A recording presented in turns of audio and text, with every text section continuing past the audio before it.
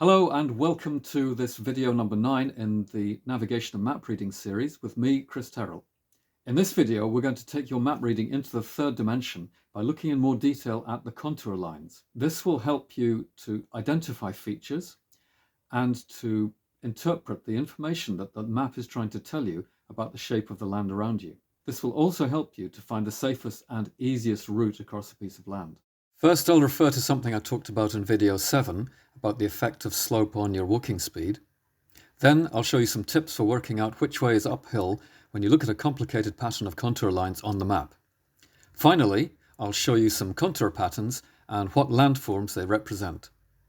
Back in video number 7, I showed you how you could estimate the effect on your walking speed of going up or down a slope by looking at the spacing between the contour lines and counting the number of contours that you crossed. I suggested that you think about contours as steps or layers in the landscape. Each contour line shows you the elevation or the height of the land along that line, and the vertical interval or the height of each step is shown in the map information. So to recap, if the lines or steps are close together, then you've got a steep slope. If the lines or the steps in the land are far apart, then you've got a gentle slope, and if they're far enough apart, it may even be nearly flat. But how do you tell which way is uphill and which way is downhill just by looking at the contours? It's not always obvious. And 3 good clues are, first of all, if you look for the numbers on the contour lines that tell you what elevation they are. On some mapping systems, such as the Ordnance Survey, they always print those numbers so that the top of the number points to the top of the hill. Of course, you can also look at those numbers and work out for yourself which are the lower contours and which are the higher contours. And finally, you can look at natural features such as rivers and streams, and especially where streams join, they usually make a V shape, and the bottom of that V shape points like an arrow downhill. So that's quite a good clue to use. Natural slopes are very rarely even all the way up and down.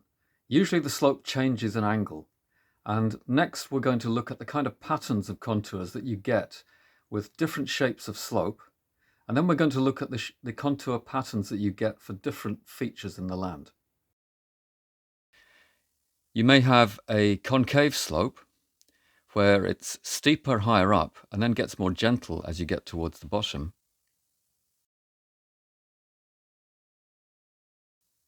Or you may have a convex slope where it gets steeper as you go down. It's worth being a little bit careful on this kind of slope because you can't usually see the bottom of the slope, and that can conceal hidden hazards like rocky outcrops or even drops. Let's have a look now at some other contour patterns and how to interpret them. You may want to pause the video from time to time just to give yourself a bit longer to have a look at them. Now, the tops of hills may be more or less rounded, which will give you this sort of pattern here. But usually they're combined into ridges of higher ground. Often you'll find a ridge of several hill or mountain tops, and that will give you this sort of pattern. What do you think would be the safest and easiest route up and down this ridge here? We'll come back to this at the end of the video. Now, hills and mountains usually have a series of ridges and valleys running away from them, and quite often you'll find streams or rivers running down the valleys.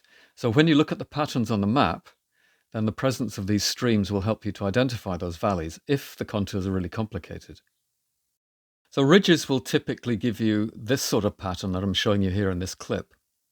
A useful thing to notice with this is that the V or maybe the U shape, if it's a broader ridge, points down away from the summit or the higher ground. In between ridges, you've got these valleys. And here, as well as the streams I've mentioned earlier, which will help you to identify them, you've also got the V shape formed by the contours, which this time points up towards the high ground or the summit. 3 hazards to look out for are symbols for cliffs, rocky outcrops and scree slopes, and missing contours that indicate very steep or even vertical ground. So here are the contours we looked at earlier on, And I asked you which would be the safest and easiest route to walk over this ridge. Up here I've drawn the profile of these hills that you'd see if you looked from this direction, and you can see that where the slope is gentle there, we've got the widest space contours. So it would make sense, whichever direction you decide to come from, to have your route come up through the widest space contours and take you up onto the ridge here. So you could have a nice walk along the top here.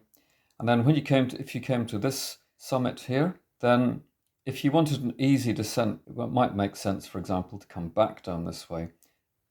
If you went down this way, you can see that the contours get very close together, and that piece of ground would be even steeper than the profile that you can see here. So this would probably be a bad way to come down. Similarly here, so you'd want to avoid this area and this area. In this video, I've shown you a variety of common contour patterns, but how do they actually look when you're out there on the ground? In the next video, I'll illustrate this with some examples from a walk recently on my local hills. This will be followed by some activities that you can do at home to help you to practice these skills of interpreting contours and relating them to 3D forms. As with all the materials in this course, then the more that you practice using these skills, the more results you'll see, and the more your confidence will build. Remember to stay safe out there on your walks, enjoy practicing using these skills, and I look forward to seeing you in the next video.